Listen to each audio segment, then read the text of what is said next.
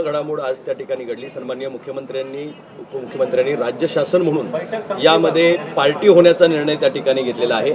याच्यापूर्वी PETA ही एक party होती आणि मठ ही एक पार्टी होती, पण आता मठाबरोबर महाराष्ट्र शासन सुद्धा याच्यामध्ये पार्टी होईल।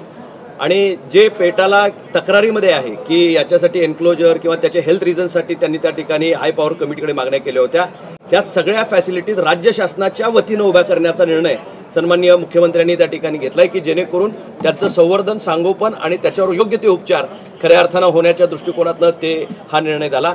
आणि निश्चितच कोर्टामध्ये सुद्धा शासन या पद्धतीचा सुतोवाच करणार आहे की ही जबाबदारी शासन घ्यायला तयार आहे। त्यामुळे याचा फायदा येणाऱ्या काळामध्ये सर्वच या ठिकाणी नुसतं या ठिकाणी असणाऱ्या महादेवी हत्तीलाच नाही तर राज्यातले जे या ठिकाणी हत्ती या बाबतीत असतील त्याला सगळ्यांनाच याचा फायदा त्या ठिकाणी होणार।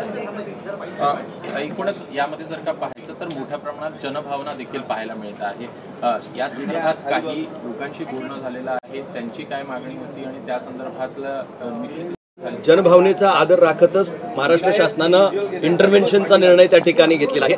महाराष्ट्र शासनाच्या अधिकृतपणे याचा रिव्ह्यूचं काम त्या ठिकाणी करण्याच्या दृष्टिकोनातून मठाबरोबर महाराष्ट्र शासन यामध्ये जातं। याचं सगळ्यात मोठं काय कारण असेल तर ही लोकभावना आहे। लोकांनी घेतलेल्या ह्या लोक आग्रहास्तव शासनानं हे खऱ्या अर्थानं पॉझिटिव्ह पाऊल उचलण्याचा निर्णय त्या ठिकाणी घेतलाय आणि आदरणीय सुप्रीम कोर्टाकडे मठाबरोबर महाराष्ट्र शासन या ठिकाणी उभं राहते आणि हत्ती आपला परत यावा याच्यासाठी पार्टी म्हणून या ठिकाणी त्यामध्ये स्वतः इन्व्हॉल्व होण्याचा निर्णय सन्माननीय मुख्यमंत्र्यांनी आता या ठिकाणी घेतला।